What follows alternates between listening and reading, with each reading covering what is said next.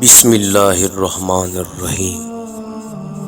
حضرت ابو ہریرہ رضی اللہ تعالیٰ عنہ سے روایت ہے، بیان کرتے ہیں رسول اللہ صلی اللہ علیہ وآلہ وسلم نے فرمایا، جب نماز کے لیے اذان کہی جاتی ہے تو شیطان گوس مارتا ہوا اذان کی جگہ سے بھاگ جاتا ہے تاکہ اذان کی تعلیمات نہ سن سکے۔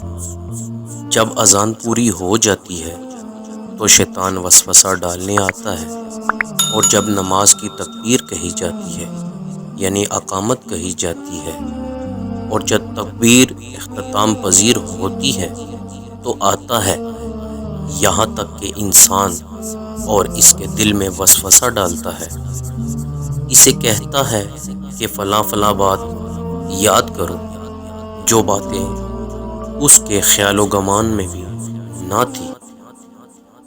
یہاں تک کہ انسان کی حالت یہ ہوتی ہے کہ اسے کچھ علم نہیں ہوتا کہ اس نے کتنی رکعت نماز ادا کی ہے۔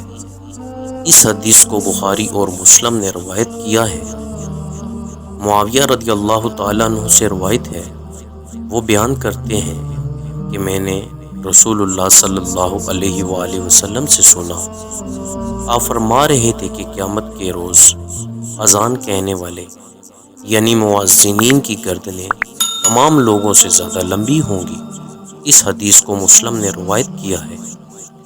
ابو سعید خدری رضی اللہ تعالیٰ عنہ سے روایت ہے، وہ بیان کرتے ہیں کہ رسول اللہ صلی اللہ علیہ وآلہ وسلم نے فرمایا، مؤذن کی آواز کی انتہا کو جب جن، انسان اور دوسری چیزیں سنتی ہیں تو وہ قیامت کے دن اس کے حق میں گواہی دیں گے۔